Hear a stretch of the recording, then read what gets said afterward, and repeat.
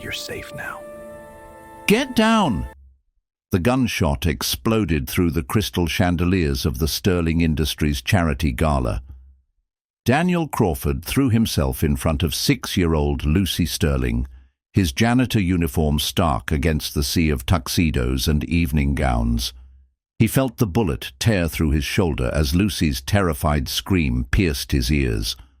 Around them, 200 of Manhattan's elite scattered in chaos. Daniel wrapped his arms around the little girl, shielding her body with his own as 2 more shots rang out. "You're safe now," he gasped through the pain, his blood staining her silver party dress. "I've got you." Across the ballroom, Lucy's mother, CEO Willow Sterling, fought through the panicked crowd, her emerald gown ripped, mascara streaming down her face, reaching desperately for her daughter. But Daniel held firm, keeping Lucy protected until the shooter was subdued. He'd been emptying trash bins 30 seconds ago. Now he was bleeding out on a marble floor, and the only thing that mattered was the terrified child in his arms. The bullet had missed his heart by 3 inches. Daniel woke in Mount Sinai Hospital 48 hours later to find Willow Sterling sitting beside his bed, eyes red from crying, Lucy asleep in her lap. The CEO of a $10 billion tech empire, still wearing yesterday's torn gown, looked like she hadn't left his side. "You saved my daughter's life," Willow whispered when she saw his eyes open. "You took a bullet meant for her." Daniel tried to sit up, winced at the pain radiating through his shoulder. Anyone would have done the same. No, they wouldn't. 200 people ran. You ran toward the danger. She reached for his hand, squeezed gently.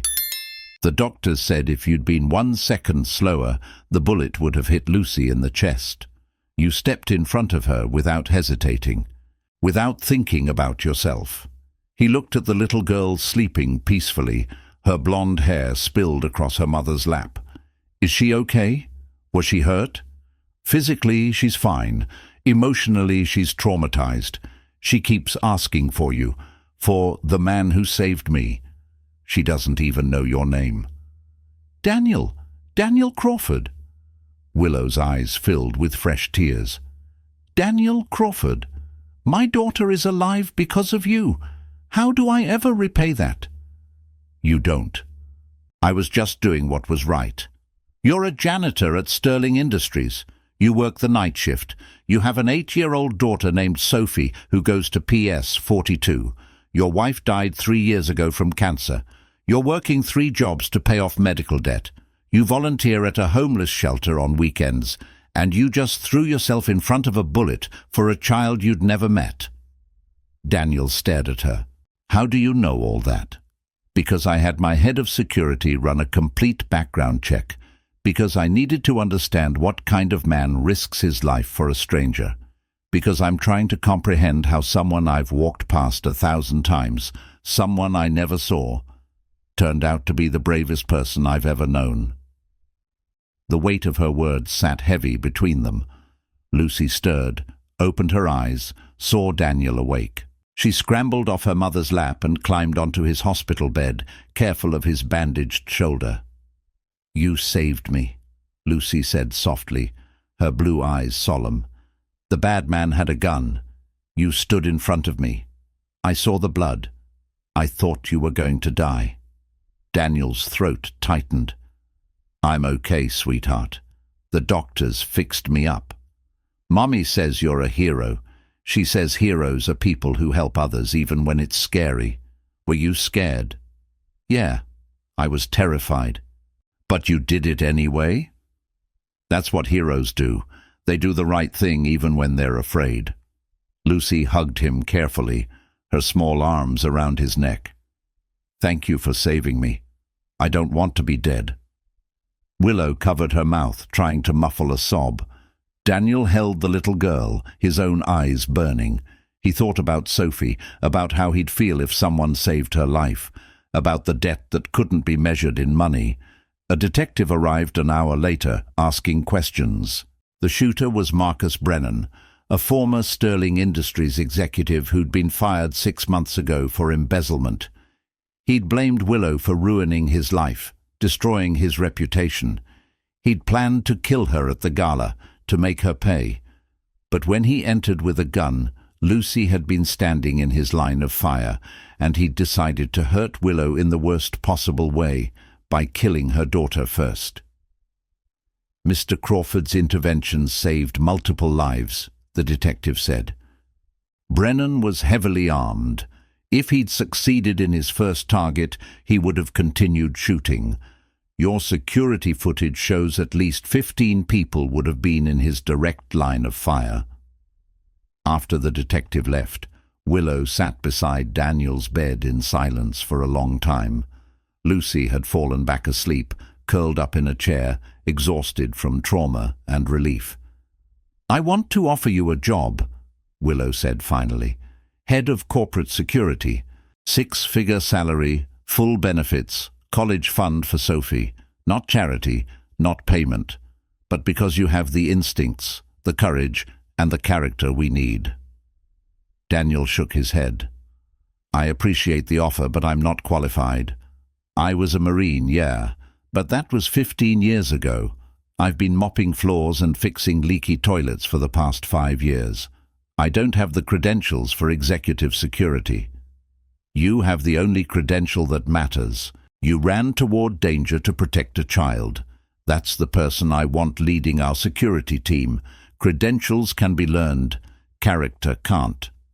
If you enjoyed this story, please consider subscribing to SD Love Stories for more heartwarming tales of courage and unexpected connections. Hit the like button and share this with someone who believes in heroes who emerge from the most unexpected places. Because sometimes the person who saves your life is the one you never saw coming. 3 months earlier, Daniel Crawford's life looked very different. He woke at 4:30 a.m. in his studio apartment in Queens, careful not to wake 8-year-old Sophie sleeping in the bedroom they shared. He'd given her the bed, took the couch himself, made coffee in silence, reviewed his schedule. 6 a.m. to 2 p.m. custodial work at Sterling Industries, 3 p.m. to 7 p.m. warehouse loading at a shipping company, 8 p.m. to midnight overnight stock at a 24-hour pharmacy. 4 jobs, 6 days a week, trying to chip away at $300,000 in medical debt from his wife Sarah's cancer treatment. Sophie stirred, came out rubbing her eyes. "Morning, Dad." "Morning, Princess. Pancakes or cereal?" "We have pancakes." "I got a box of mix on sale, special breakfast before school." Sophie's face lit up. Small moments of joy felt precious when money was always tight. Daniel made pancakes while Sophie did her homework at their tiny kitchen table. He helped her with math, braided her hair the way YouTube videos had taught him, packed her lunch with notes saying, "Dad loves you." "Mr. Roberts says there's a field trip next month," Sophie said carefully, "to the Natural History Museum. It costs $30. Daniel's chest tightened.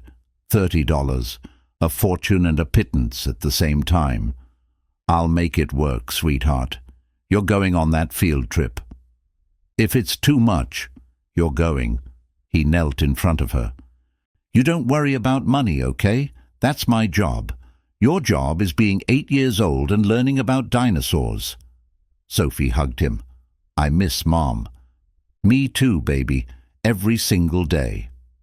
He walked her to school, went to his first job.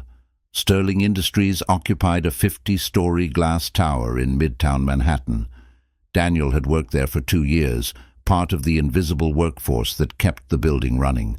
He knew every executive's schedule, which floors needed deep cleaning, which bathrooms were used most.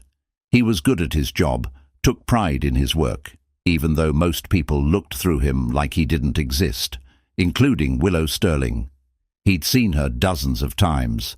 The CEO was 36, brilliant, drove her company to record profits year after year. She walked with purpose, always on her phone, always moving fast. Blonde hair in a perfect ponytail, designer suits, heels that clicked against marble floors. She was kind in a distracted way, said thank you when he held doors, but Daniel knew she didn't actually see him. He was wallpaper, background, necessary but forgettable. He understood. She had a $10 billion company to run, a daughter to raise alone, board meetings and investor calls and product launches. Why would she notice the janitor emptying her trash? But Daniel noticed her. Hard not to. Willow Sterling was magnetic, even from a distance. More than her looks, though she was beautiful. It was her presence, the way she commanded rooms, the way employees straightened when she passed, the way she juggled impossible demands and still made time to read bedtime stories to Lucy over video call when she traveled. Daniel had daughters to protect, bills to pay, survival to manage. Noticing the CEO was pointless. They existed in different universes that happened to share physical space. His second job was brutal, lifting boxes in a warehouse, repetitive and hard on his back. His manager, a guy named Rick, was perpetually angry, yelled at everyone, docked pay for bathroom breaks. Daniel kept his head down, did the work, didn't complain. He needed the money too badly to risk losing the job. One afternoon, Rick started screaming at a new guy, a kid maybe 19 who'd dropped a pallet. "You stupid piece of shit! That's coming out of your paycheck. You think I'm running a charity here?" Daniel stepped between them. "It was an accident. The pallet was unstable. I saw it." "Stay out of this, Crawford. This doesn't concern you. He's a kid learning the job. Give him a break." Rick got in Daniel's face. "You want to lose hours? Keep talking." Daniel held his ground. "You want to keep good workers? Stop treating people like garbage." The kid kept his job. Daniel lost 4 hours that week. He couldn't afford it, but some principles mattered more than money. Sarah would have been proud. She'd always said his Marine Corps sense of honor would get him in trouble. She'd been right. His third job was the pharmacy, midnight restocking. Quiet, mindless work that let him think. He thought about Sophie, about the field trip he'd have to find money for, about Sophie's upcoming 9th birthday, about wanting to give her something special, about the college fund he couldn't contribute to, about the medical debt that seemed impossible to escape, about Willow Sterling and her perfect life in her glass tower. He wasn't bitter. Bitter required energy he didn't have. He just felt the vast distance between their worlds. She flew first class while he rode the subway. She wore clothes that cost more than his monthly rent. Her daughter went to private school with tutors and enrichment classes. His daughter went to public school and did homework at their kitchen table. But both of them were single parents doing their best, both trying to be enough for daughters who'd lost the other parent. In that, they weren't so different. Grief and love were the same at every income level. The charity gala changed everything. Daniel wasn't supposed to be there. His shift started at midnight, cleaning up after the event. But the regular evening janitor called in sick and Daniel got called to cover. Double time pay. He couldn't refuse. He arrived at 6 p.m. wearing his uniform, carrying his supplies. The gala was already underway. 200 people in formal wear, champagne flowing, a string quartet playing. Daniel kept to the edges, emptying trash, replacing paper towels in bathrooms, invisible as always. He saw Willow across the ballroom, stunning in an emerald green gown, talking to donors, laughing, working the room. Lucy was there too, in a silver party dress, well-behaved but clearly bored. She sat at a table near the stage, colouring in a book while adults talked around her. Daniel went about his work. He was in the service hallway behind the stage when he heard the first scream. Instinct took over. Marine Corps training buried deep, but never forgotten. He dropped his mop, ran toward the sound, burst through the service door into chaos. A man with a gun stood on the stage. People running, screaming, tables overturning. The gunman tracking movement, raising the weapon. Daniel's eyes found Lucy frozen in terror 6 feet from the shooter, directly in his line of fire. Daniel didn't think. Thinking would have meant hesitation. He ran straight at Lucy, dove in front of her as the gun fired. The impact spun him sideways. Pain exploded through his shoulder. He wrapped himself around Lucy, used his body as a shield, waited for the next bullet. Security tackled the shooter. The gun skidded across marble. More screams, more running. Daniel held Lucy, felt her shaking, felt his own blood soaking through his uniform. "You're safe now," he managed to say. "I've got you." Paramedics arrived. Police. Chaos. Daniel refused to let go of Lucy until Willow got there, until he saw the mother reach her daughter, until he knew Lucy was truly safe. Only then did he let the darkness take him. When he woke in the hospital 2 days later, his life had fundamentally changed. The media ran with the story. Janitor hero saves CEO's daughter. News trucks outside Mount Sinai. Reporters shouting questions. Hospital security keeping them away. Daniel's phone exploded with messages from people he hadn't talked to in years. Willow handled it with the efficiency of someone used to media storms. She released a statement praising Daniel's heroism, asked for privacy for his recovery, established a fund for his medical expenses that was fully funded within hours by anonymous donors. Daniel suspected Willow herself had covered it, but she denied it when he asked. "People wanted to help," she said simply. "You reminded everyone that courage still exists, that selflessness still matters. They needed to see that." Sophie visited every day after school. Willow's driver picked her up, brought her to the hospital, waited to take her home. Sophie and Lucy became fast friends, coloring together while Daniel recovered, while Willow worked on her laptop nearby, refusing to leave. "Don't you have a company to run?" Daniel asked one evening. "I can run it from here. My daughter needs to feel safe. Being near you makes her feel safe." "I'm nobody special. I just did what anyone would do." "Stop saying that." Willow's voice was sharp. "You're not nobody. You risked your life for my child. You matter, Daniel, to Lucy, to Sophie, to me." The way she said "to me" made something shift in the air between them. Daniel came home after 2 weeks. His apartment felt smaller than ever with Willow Sterling standing in it. She'd insisted on seeing where he lived, on understanding his life. She looked around the studio, at the second-hand furniture, the clothes drying on a rack, the twin beds Sophie slept in. "You gave her your bedroom," Willow said quietly. "She needs her own space. I'm fine on the couch." "You're working 3 jobs to pay medical debt while living on a couch so your daughter has a bed. And you think you're nobody special." "I'm doing what parents do, what you do for Lucy." "I'd do anything for Lucy. But I have resources, money, options. You have nothing but determination and love. And somehow you're managing." "That's not nothing, Daniel. That's extraordinary." Their eyes met. Held. Something unspoken passed between them. "The job offer stands," Willow said. "Head of corporate security. I need someone I trust absolutely. Someone who sees danger before it happens. Someone who acts without hesitation. That's you." "I don't know anything about corporate security." "You know about protecting people. The rest is teachable. Say yes, Daniel. Let me give you this. Not as payment. As recognition that you're wasting your talents, emptying trash bins, when you could be keeping people safe."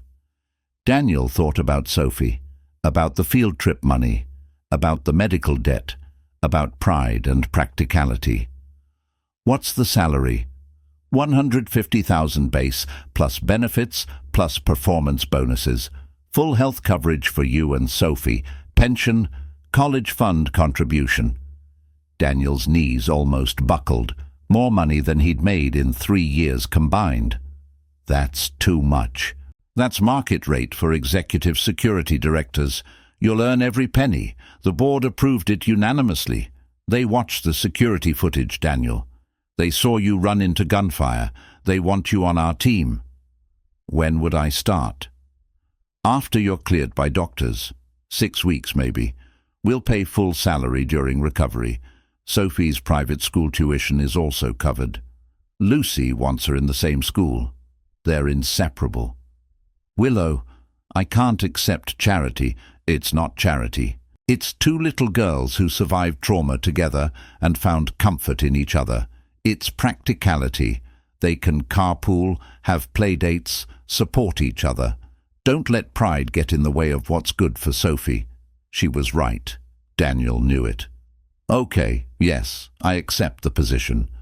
Willow smiled, radiant and genuine. Thank you.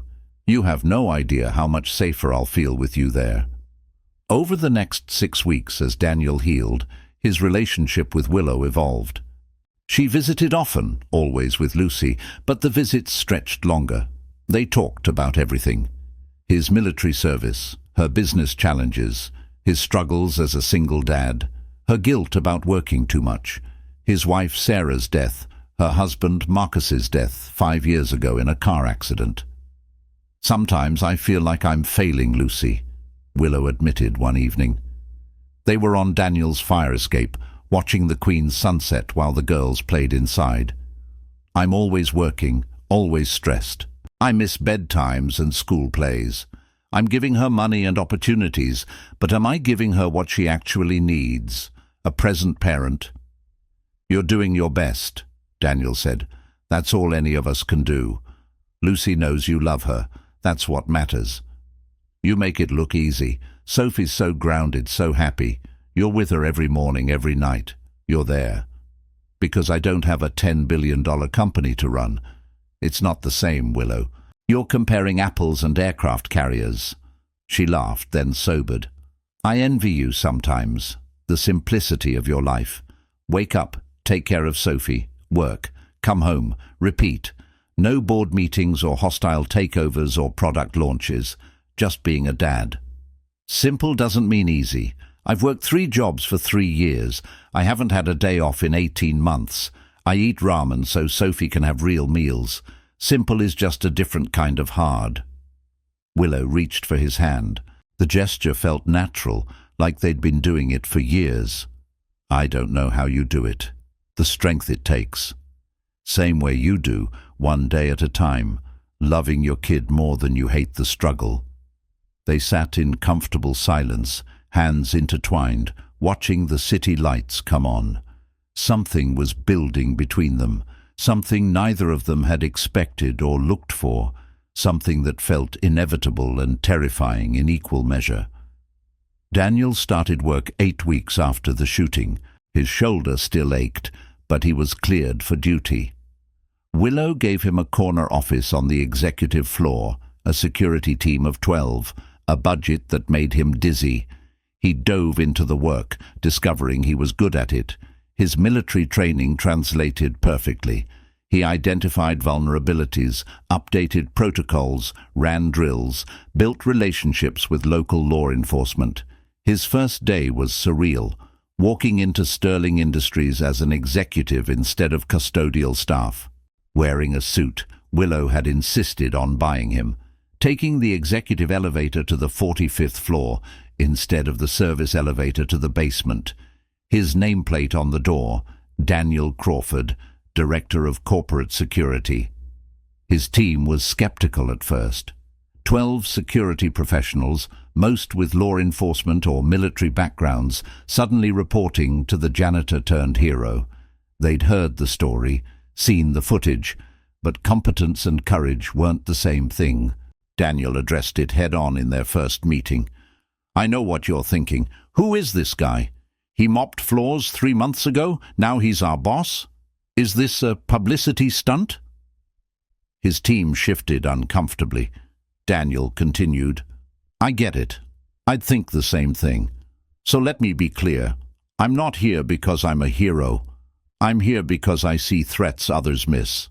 Because I spent 2 years learning every inch of this building while invisible. Because I know which executives stay late, which entry points are vulnerable, which employees exhibit concerning behavior, and because when danger came, I didn't freeze. He pulled up security footage from the gala. Watch this. Everyone else ran. Human nature, nothing wrong with that. But watch the exits. Bottlenecks. Panic. 3 people were trampled in the rush. Our protocols failed. If Brennan had continued shooting, we'd have had dozens of casualties.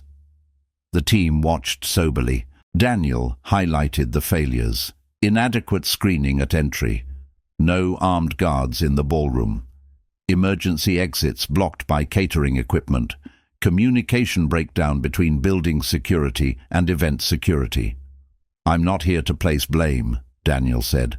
"I'm here to make sure this never happens again. You're the experts. I need your knowledge, your experience, your honesty. Tell me what's broken. Tell me what's needed. We're going to build the best corporate security team in the city. Together." The skepticism thawed. Over the following weeks, Daniel proved himself. He listened more than he talked. He implemented suggestions from his team. He fought for budget increases, better equipment, more training. He rode along with night security, learned their challenges, fixed problems they'd been complaining about for years. Word spread. The new director wasn't just a figurehead. He was competent, dedicated, and genuinely cared about making people safer. But the transition wasn't easy. Daniel struggled with imposter syndrome. He'd wake at 3 a.m. in a cold sweat, convinced he'd made a terrible mistake taking the job. He'd worked manual labor his entire adult life. Now he was managing people, presenting to the board, making 6-figure decisions. Willow talked him through it every time. "You belong here. Stop waiting for someone to expose you as a fraud. You're not a fraud. You're learning fast, working hard, and getting results. That's all anyone can ask.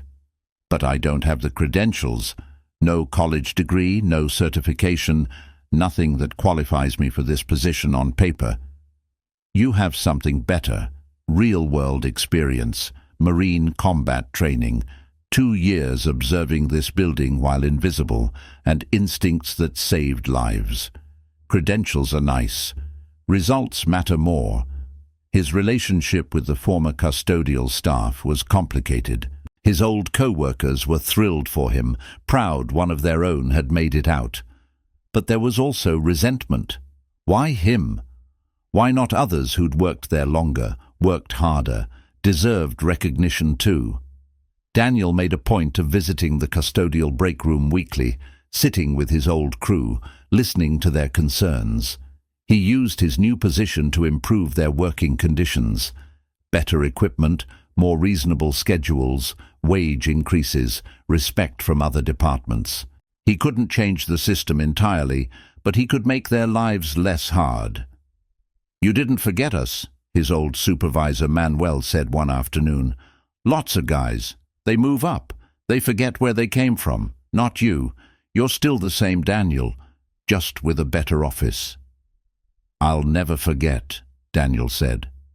"This building runs because of people like you. People who show up at 4 a.m. to empty trash and mop floors so everyone else can work in a clean space. You matter, Manuel. All of you matter. Don't ever think you don't." But the bigger change was cultural. For the first time in years, people saw him. Executives greeted him by name. Employees stopped him to say thank you for making them feel safer. The janitor who'd been invisible was now the hero everyone knew. It was weird and uncomfortable and validating all at once. One incident tested Daniel's leadership 3 months into his tenure. An employee in accounting, a man named Robert Fletcher, was exhibiting concerning behavior. Coming in early, staying late, accessing files outside his department, making unusual comments about Willow in team meetings. Daniel's team flagged it. Most wanted to fire Fletcher immediately. "We need to investigate first," Daniel said. "Understand what's happening before we act." He met with Fletcher personally, not an interrogation, just a conversation. Offered coffee, asked how things were going. Fletcher broke down. His wife had filed for divorce. He was losing custody of his kids. He was drowning in legal fees. He'd been working overtime trying to afford a lawyer, accessing files to understand complex financial regulations for his case. The comments about Willow weren't threatening, just admiration for a successful single parent, wishing he could manage like she did.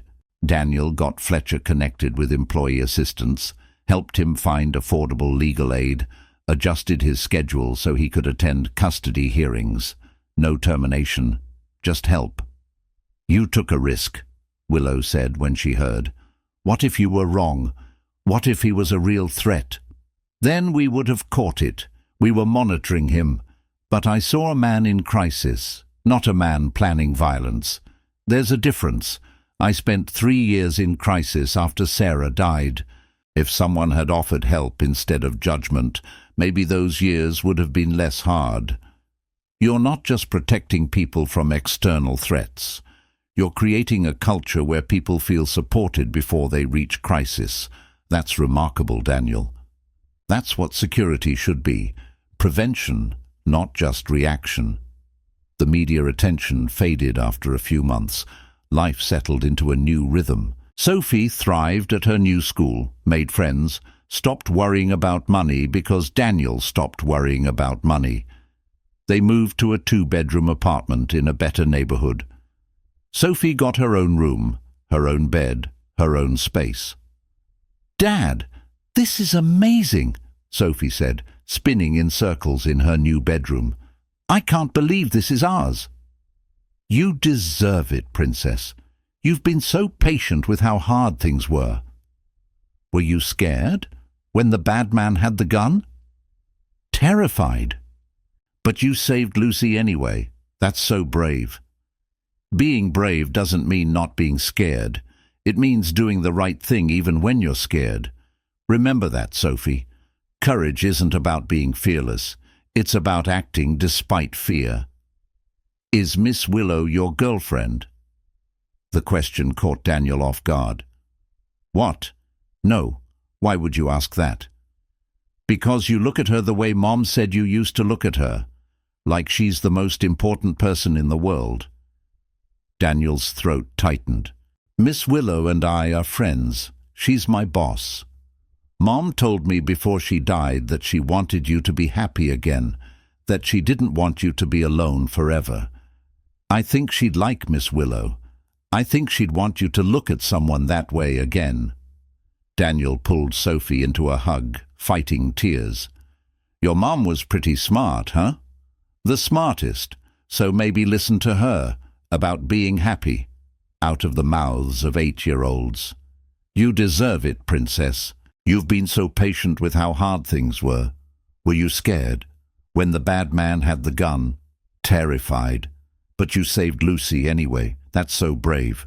Being brave doesn't mean not being scared. It means doing the right thing even when you're scared. Remember that, Sophie. Courage isn't about being fearless. It's about acting despite fear." "Is Miss Willow your girlfriend?" The question caught Daniel off guard. "What? No. Why would you ask that?" "Because you look at her the way Mom said you used to look at her, like she's the most important person in the world." Daniel's throat tightened. "Miss Willow and I are friends. She's my boss.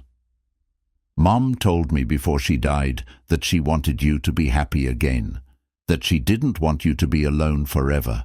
I think she'd like Miss Willow. I think she'd want you to look at someone that way again." Daniel pulled Sophie into a hug, fighting tears. "Your mum was pretty smart, huh? The smartest. So maybe listen to her about being happy." Out of the mouths of 8-year-olds, Daniel's relationship with Willow continued to deepen over the following months. They had legitimate reasons to spend time together: security briefings, threat assessments, travel planning. But the meetings stretched long, turned into dinners, turned into conversations that had nothing to do with work. They talked about loneliness, about single parenthood, about the guilt of moving on from dead spouses, about whether it was possible to love again without betraying the memory of the first love. "Marcus was my whole world," Willow said one night. They were in her office after everyone had gone home, Chinese takeout containers between them. I thought I'd never feel anything again after he died. Just numbness, just the work and Lucy. But, Daniel prompted. But then a janitor threw himself in front of a bullet for my daughter, and suddenly I was feeling everything. Terror and gratitude and awe and something else. Something that scared me more than the gun did. What? Hope. That maybe I could love someone again. That maybe it's okay to want that. That Marcus would want me to be happy, not frozen in grief forever. Daniel reached across the desk, took her hand. Sarah told me the same thing before she died. That she wanted me to find love again. That I shouldn't spend my life alone. That Sophie needed to see me model healthy relationships. I promised her I would try. I just didn't expect to try with my boss. Willow smiled through tears. Life's funny that way. I spent 2 years walking past you every day, never seeing you. Now I can't imagine my life without you in it. Is that appropriate, given our professional relationship? Probably not, but I stopped caring about appropriate when you saved my daughter's life. Some things are more important than corporate policies. What are you saying, Willow? I'm saying I have feelings for you. Real, complicated, inconvenient feelings. I'm saying I think about you constantly. I'm saying Lucy asks when Daniel's coming over, and I realize I'm asking the same question. I'm saying I haven't felt this alive in years, and it's terrifying and wonderful, and I don't know what to do about it. Daniel stood, walked around the desk, pulled her to her feet. I have feelings for you too. Have for months. I've been trying to ignore them because you're my boss, because it seems impossible, because our lives are so different. Our lives aren't that different. We're both single parents doing our best, both grieving people learning to live again, both scared of taking risks but brave enough to try. That's more in common than not. What about the company? What about appearances? I don't care. I'll recuse myself from any decisions involving your compensation or position. You'll report to the board directly if needed. We'll make it work, Daniel, if you want to try. If this isn't just me being crazy. You're not crazy. Or if you are, I am too. He kissed her then, gentle and tentative, their first kiss tasting like Chinese food and possibility. Willow melted into him, her hands fisting in his shirt, 5 years of loneliness dissolving in a moment of connection. This is real? She whispered against his lips. We're really doing this? Yeah, if you want to, if you're sure. I've never been more sure of anything. They told the girls 2 weeks later. Sophie and Lucy were having a sleepover at Willow's penthouse, building a blanket fort in the living room. Daniel and Willow sat them down with hot chocolate and too many marshmallows. We need to talk to you both about something important, Willow started. Lucy looked worried. Is someone else going to have a gun? No, baby. Nothing scary. Something good. Willow glanced at Daniel, took strength from his presence. Daniel and I have become very close. We care about each other a lot. And we wanted you both to know that we're dating, that we're boyfriend and girlfriend. Sophie started bouncing. I knew it. Lucy, I told you. I said they were going to fall in love. Lucy looked confused. Does this mean Daniel is going to be my dad? And you're going to be Sophie's mom? Not right away, Daniel said gently. We're taking things slow. But yes, eventually, if things keep going well, we might become a family. Would you be okay with that? Yes. Lucy threw herself at Daniel, hugging him tight. I want you to be my dad. You saved me. You're a hero. Heroes are the best dads. Sophie hugged Willow. I think my mum would be happy. She told me she wanted Dad to find love again. I think she'd like you. You're nice and you make Dad smile. Willow's eyes filled with tears. Thank you, sweetheart. That means everything to me. The 4 of them sat in the blanket fort, drinking cocoa, talking about what this meant, how they'd spend more time together, How Sophie and Lucy would really be sisters, not just friends. How they'd figure things out as they went, with honesty and patience and love. "Can we get a dog?" Lucy asked. Everyone laughed. "We'll see," Willow said. Dating Willow Sterling while working as her head of security was complicated. The board raised eyebrows. A few executives made snide comments about Daniel sleeping his way to the top. HR had concerns about conflicts of interest. Willow handled it with her characteristic directness, making clear that Daniel's position was earned, that their relationship didn't impact his job performance, that anyone with concerns could address them to her directly. But the whispers hurt. Daniel heard them in elevators, saw the smirks, felt the judgment. He'd worked so hard to prove himself, and people still saw him as the janitor who got lucky by taking a bullet. One particularly hard day, Daniel came home to his apartment defeated. A senior VP had made a crack about bedroom promotions during a meeting. Others had laughed. Daniel had kept his composure, but it gutted him. Sophie was at a sleepover. Daniel sat alone in his apartment, doubting everything. Maybe he should quit. Maybe the relationship wasn't worth the cost to his reputation. Maybe he was proving the critics right by dating his boss. Willow showed up an hour later. She had a key now, had started keeping clothes at his place. She took one look at his face and knew. "What happened?" he told her. About the comment, the laughter, the feeling that he'd never escape being seen as the janitor who lucked into a cushy job by being a hero and sleeping with the CEO. Willow's jaw clenched. "Who said it?" "Doesn't matter. They're not wrong, Willow. I didn't earn this the normal way. I don't have the credentials, the education, the experience. I took a bullet and got handed a six-figure job. Of course people are going to talk. You earned every cent of that salary. You've made this company safer than it's been in a decade. You've prevented 3 security incidents, improved employee morale, built a team that actually works together. You're brilliant at this job, Daniel. Don't let small-minded people make you doubt that. But they're right about one thing. I'm dating my boss. That's a conflict of interest no matter how we spin it." Willow sat beside him, took his hands. "Then I'll fix it. Tomorrow I'm calling the board. You'll report directly to them instead of me. Your performance reviews will be handled by an independent committee. Your compensation decisions will go through HR. We'll create every check and balance needed to prove this relationship doesn't affect your job." That's a lot of work to date someone. You're not just someone. You're the man I love.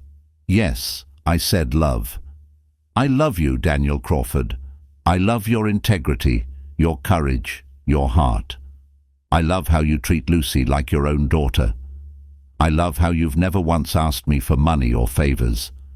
I love that you still visit your old custodial crew because you haven't forgotten where you came from. I love you, and I'm not letting gossip destroy this.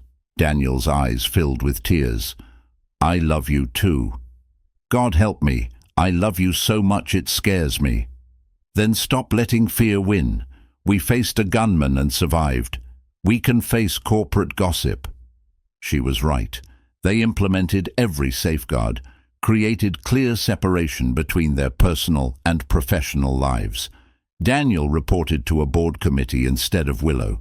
His team expanded. His results spoke for themselves. The gossip didn't stop entirely, but it faded to background noise. The gossip died down after a few weeks. Results spoke louder than rumors. Daniel was excellent at his job. Security incidents dropped dramatically. Employee safety satisfaction scores went up. When a stalker targeted one of their engineers, Daniel handled it perfectly, working with police to make an arrest before anyone got hurt. The stalker case tested Daniel in ways the gala shooting hadn't. It was a slow-burn threat, not a sudden crisis. An engineer named Jennifer Park had an ex-boyfriend who wouldn't accept the breakup, started with emails, escalated to showing up at the office, sitting in the lobby for hours, watching her. Jennifer reported it. HR filed a restraining order. The ex, Craig Morrison, violated it repeatedly. Daniel coordinated with NYPD, but the system moved slowly. Morrison hadn't technically done anything violent, just creepy, threatening. The law struggled with that grey area. Daniel assigned a security officer to escort Jennifer to and from the building, monitored Morrison's movements, built a case. When Morrison finally escalated, bringing a knife to the office lobby, security was ready. They subdued him before he reached the elevators. Police arrested him on weapons charges, assault, stalking. Jennifer was safe. "You saved my life," Jennifer told Daniel afterward. The police said Morrison had a detailed plan. "He was going to force me into my car, drive somewhere remote. You stopped it by taking me seriously when everyone else said I was overreacting." "You weren't overreacting. Trust your instincts. If something feels wrong, it usually is." The case made Daniel realize security wasn't just about guns and gates. It was about listening to people, believing them, acting before crisis hit. He started employee safety training, taught women how to report stalkers, how to create safety plans, how to trust their gut, taught everyone how to recognize concerning behavior, how to report without fear of retaliation. Sterling Industries became known as a company that took employee safety seriously. Recruitment improved, retention improved. People felt valued, protected, seen. He wasn't just protecting Willow. He was protecting everyone. That was the job. That was the calling he'd found. His relationship with Willow deepened through challenges and joy. They had their first real fight 4 months into dating. Willow made a major business decision without consulting Daniel, even though it affected security protocols. She changed the building access system, installed new biometric scanners, didn't tell him until installation was underway. Daniel was furious. "You undermined me. In front of my team. I'm supposed to oversee all security infrastructure. How can I do my job if you're making decisions without me?" "It's my company. I can make decisions about my own building." Not when those decisions affect security. Not when you have a head of security whose job is to oversee these things. You just proved what everyone's been saying, that our relationship means you don't take me seriously as a professional. Willow's face flushed. "That's not fair."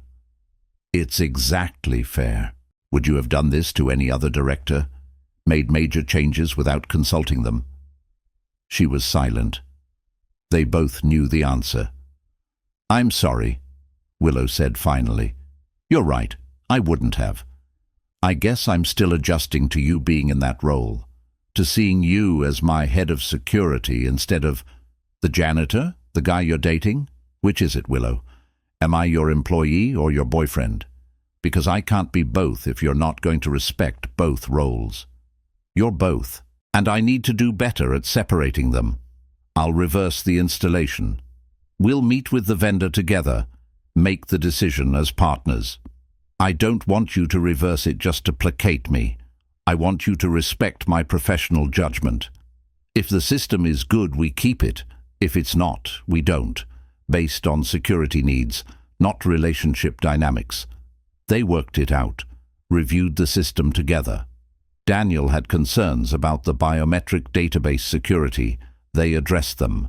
The system stayed, but with modifications. Their professional relationship strengthened, but the fight taught them both something. Blending love and work was complicated, required clear boundaries, constant communication, willingness to call each other out. They created rules. No romantic gestures at work, no relationship discussions during business hours. Separate professional from personal. It wasn't perfect, but it helped. His relationship with Willow deepened through the rest of the year. They navigated the challenges of blending families, of merging different parenting styles, of scheduling time together around 2 careers and 2 children. It was messy and hard and worth every complication.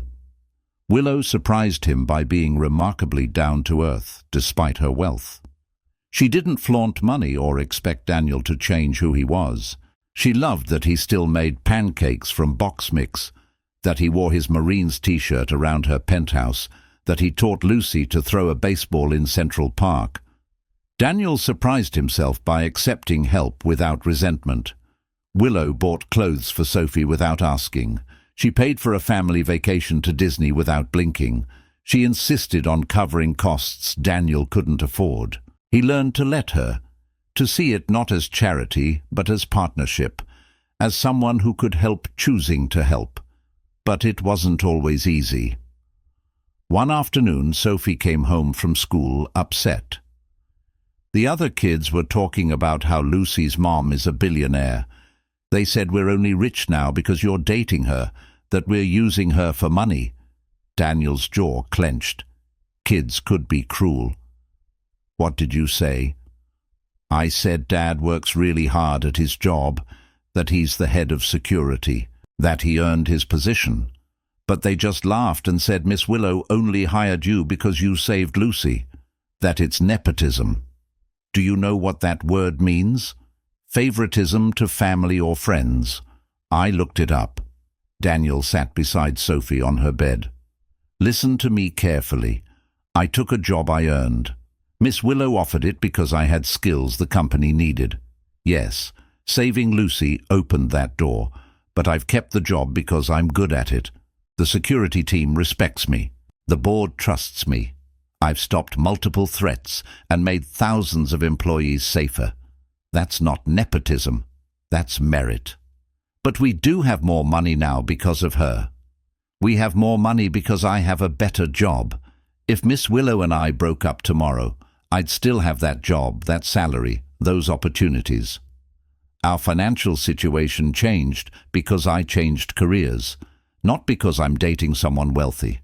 Would you still love her if she wasn't rich? The question caught Daniel off guard. He thought about it seriously. Yes, absolutely. I fell in love with Willow because she's kind, brilliant, funny, and sees me as an equal despite our different backgrounds. The money is nice, sure. It makes life easier, but it's not why I love her. If she lost everything tomorrow, I'd still want to build a life with her. Sophie hugged him. The kids also said you're a gold digger. I told them to shut up. Sophie, language. Sorry, but they were being mean about you, about us. I hate it. I know, Princess. People will always talk. All we can do is live with integrity and know the truth. Let them think what they want. We know who we are. But the encounter bothered Daniel more than he admitted. He brought it up with Willow that evening. Sophie's getting bullied at school. Kids saying we're using you for money, that I'm a gold digger. Willow's expression hardened. Kids or parents? What? Are the kids parroting what they've heard at home? Because children don't usually use terms like nepotism and gold digger unless they've heard adults say them. Daniel realized she was right. Probably both. I'll talk to the school. This is unacceptable. Sophie shouldn't be punished because we're dating. But maybe they have a point. Maybe this relationship is affecting the girls negatively. Maybe we should... Don't, Willow interrupted. Don't let other people's jealousy make you question us. Yes, our relationship is complicated. Yes, people will judge. But Sophie and Lucy are happy. They're thriving. They're sisters in every way that matters. Are we really going to let bitter adults and mean children destroy that? I just want to protect Sophie. From gossip, from judgment, from being seen as the girl whose dad dated his way to the top. Then we show them it's not true. We keep working hard. We keep building something real. We let our actions speak louder than their words. I'm never going to make as much as you, Daniel said one evening. They were at his apartment, the smaller space he'd kept even though he spent most nights at her place. Even with the promotion, I'll never be on your level financially. I don't care about that. Money is just money, Daniel. I care about who you are. Your character, your courage, the way you love Sophie, the way you love me. That's what matters. Mum, but doesn't it bother you that I can't spoil you the way you spoil me? You spoil me in ways money can't buy. You make me feel safe. You make me laugh. You see me as Willow, not as the CEO. You remind me what matters when I get lost in work. You're teaching Lucy to be brave and kind. That's worth more than any gift. She reached into her pocket, pulled out a small velvet box. Daniel's heart stopped. This isn't what you think, Willow said quickly. I'm not proposing. That's your job when you're ready. But I want you to have this. She opened the box. Inside was a simple gold band engraved with coordinates. The exact spot where you were standing when you saved Lucy, where our lives changed, where I found you. I had it made because I need you to know something. You already gave me the most valuable thing in the world, my daughter's life. Everything else is just details. Daniel's eyes filled with tears. He took the ring, slipped it on his right hand. I love you so damn much. I love you too. And Daniel? I know you're traditional. I know you want to be the one to propose. But when you do, the answer is yes. Just so you know. He laughed through tears. Good to know. Might make the asking easier. Don't wait too long, though. I'm not a patient woman. I noticed. They kissed, and Daniel knew he'd found his person. Again. Different from Sarah, but no less real. You could love two people in a lifetime. You could honor the past while building the future. You could be both, and instead of either or. A year after the shooting, they were engaged. Daniel proposed simply in Central Park, where Lucy had been learning to throw a baseball. Both girls were there, in on the plan, vibrating with excitement. When Willow said yes, Sophie and Lucy tackled them both in a group hug, screaming with joy.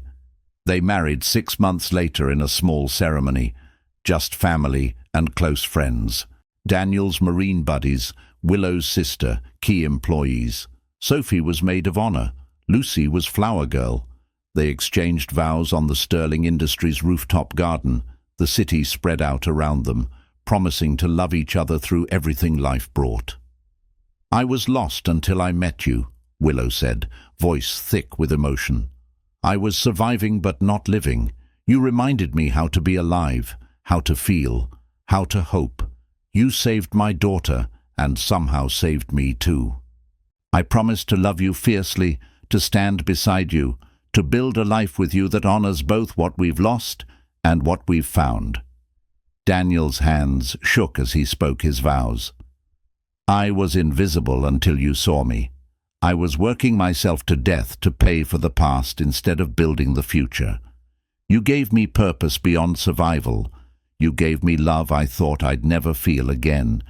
You gave Sophie a mother and gave me a partner. I promised to protect you, to support you, to love you and Lucy with everything I have. We're a family now, forever. They moved into a brownstone in Brooklyn, bigger than the penthouse, warmer, more like a home. The girls shared a room by choice, wanted to be sisters in every way. Daniel converted the garage into a home gym. Willow created an office where she could work remotely a few days a week. They got the dog Lucy had been begging for, a golden retriever named Captain who adored everyone. Life settled into a pattern. Daniel continued as head of security, was promoted again to chief safety officer, overseeing all corporate safety and risk management. Willow continued as CEO but scaled back her hours, left at 5 p.m. most days, prioritized family dinners and bedtime stories. The company thrived under her renewed energy. Record profits, best workplace awards, industry leadership in employee well-being. Sophie thrived, straight A's, soccer team, art classes. She still talked about her mum, still missed Sarah, but she'd embraced Willow as a second mother. Lucy thrived too. Dance, piano, gifted program at school. She'd healed from the trauma of the shooting, though she still had nightmares sometimes. Daniel would sit with her, rock her, remind her she was safe. One night, 5 years after the shooting, the family was having dinner in their Brooklyn backyard. Warm summer evening, Sophie now 13, Lucy 11, Captain sleeping under the table. They were laughing about something silly when Lucy looked at Daniel seriously. "Dad, can I ask you something?" "Of course, sweetheart." "Do you ever regret it? Taking the bullet for me? Your shoulder still hurts sometimes. I see you wince, and you almost died. Do you wish you'd run away like everyone else?" Daniel reached across the table, took Lucy's hand. "Not for 1 second. That bullet gave me this life, this family, your mom, Sophie as my daughter officially, you alive and safe and happy. I'd take 100 bullets for any of you. That's what love means, protecting the people who matter." Lucy's eyes filled with tears. "I'm glad you're my dad, not just because you saved me, because you're you, because you make Mom happy, because you taught me to throw a curveball, because you never make me feel like I'm not your real daughter. You are my real daughter. Biology doesn't make family, love makes family. And I love you, Lucy Sterling Crawford, so much it scares me sometimes." Willow was crying. Sophie was crying. Even Daniel had tears in his eyes. They moved from the table to a group hug, the 4 of them and the dog, holding each other under the summer stars. Later, after the girls were asleep, Daniel and Willow sat on their back porch swing, watching fireflies. "I never thought I'd be this happy again," Willow said quietly. "After Marcus died, I thought that part of my life was over. Just work and Lucy, nothing else. I made peace with it." I felt the same way. After Sarah, I thought I'd just survive. Work, raise Sophie, exist, not live, not thrive, just endure. Then Lucy almost died, and you appeared, my invisible janitor turned guardian angel. Life's strange, Daniel. How one moment can change everything. I think about that sometimes. What if I hadn't been called in to cover that shift? What if I'd been in a different part of the building? What if I'd hesitated even 1 second? But you didn't. You were exactly where you needed to be. Maybe that's fate. Maybe that's luck. Maybe that's God. I don't know. But I'm grateful for whatever force put you in that ballroom. Daniel pulled her closer. Me too. Even though I got shot, even though it hurt like hell, even though I thought I was going to die, because it brought me to you, and this life with you is worth any pain. They sat in comfortable silence. 20 years of grief and loss transformed into hope and love. 2 people who'd been invisible to each other, now the most visible thing in each other's lives. A janitor and a CEO who found out that titles meant nothing when bullets flew and children screamed. That heroism wasn't about status or wealth. That love could grow from trauma. That families could be built from pieces of broken hearts. Sophie graduated high school at the top of her class. She'd been accepted to Columbia on a full scholarship, planning to study social work, wanting to help people the way her father had. Lucy was in 8th grade, already talking about MIT like her mother, brilliant in math and science. At Sophie's graduation party, Sarah's parents came. They'd been hesitant about Willow at first, protective of their daughter's memory, but they'd come to love her, to see that Sarah would have approved, that Daniel was honoring Sarah by loving fully again. Sarah would be so proud, Sophie's grandmother said to Daniel, watching Sophie laugh with Lucy and Willow. Of Sophie, yes, but also of you. You didn't let grief destroy you. You turned it into strength. I had help, Daniel said, looking at Willow across the yard. Someone believed I was more than just a janitor, saw potential I didn't know I had. She saw what we've always seen. You're a good man, Daniel. Always have been. We're glad you found love again. Glad Sophie has Willow. Glad you built this beautiful family. That night, after everyone left, the four of them sat on their porch with Captain, tired, happy, full of Chinese food and cake. "Best day ever," Sophie declared. "I can't believe I'm going to Columbia. I can't believe this is my life." "You earned it," Willow said. "Every scholarship, every award. You worked incredibly hard." "I learned from the best." Sophie looked at Daniel and Willow both. "Dad taught me that hard work matters more than privilege. That courage is doing the right thing even when it's hard. Mum taught me that success is nothing without compassion. That power should be used to help people. You both taught me that family is everything." Lucy leaned against Daniel. "I used to have nightmares about the gala, about the gun, about almost dying. I don't anymore, because I know Dad will always protect me, that I'm always safe." Daniel kissed the top of her head. "Always, sweetheart. That's the job, keeping you safe." "Not just a job," Lucy said. "Love." "Yeah, love." Willow reached for Daniel's hand. "We built something beautiful, didn't we? From trauma and grief and one moment of crazy courage. We built a family." "The best family," Daniel agreed. 10 years after the shooting, Daniel Crawford stood on the Sterling Industries rooftop garden where he'd married Willow, looking out at Manhattan. He was 48 now, successful, respected, loved. Head of corporate security for one of the world's most valuable companies, husband to an incredible woman, father to 2 remarkable daughters. He thought about that December night, the gunshot, the pain, Lucy's screams, the certainty that he was dying. If someone had told him then that taking a bullet would lead to this life, he'd have taken 100 bullets. The years had been kind to them. Sophie had graduated from Columbia at the top of her social work program, now working with at-risk youth in the Bronx, teaching resilience and courage to kids who reminded Daniel of himself. Lucy was finishing her junior year at MIT, double majoring in computer science and psychology, developing AI systems to predict and prevent workplace violence. Both girls had inherited their parents' desire to protect people, to make the world safer. The shooting had left its mark on all of them. Lucy still had nightmares sometimes, woke up screaming about guns and blood.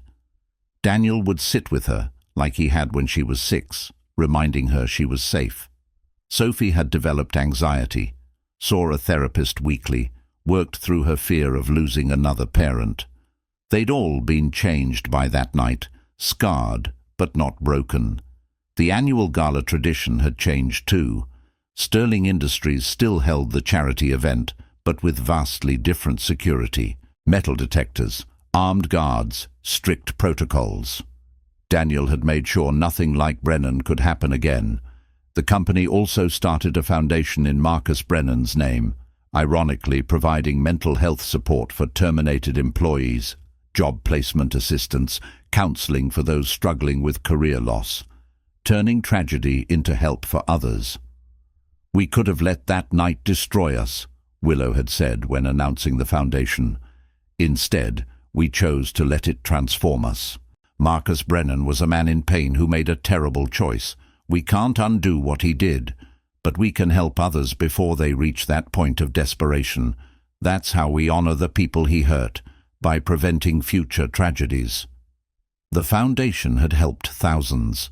Former employees who'd been fired found resources instead of despair. Mental health support prevented crises.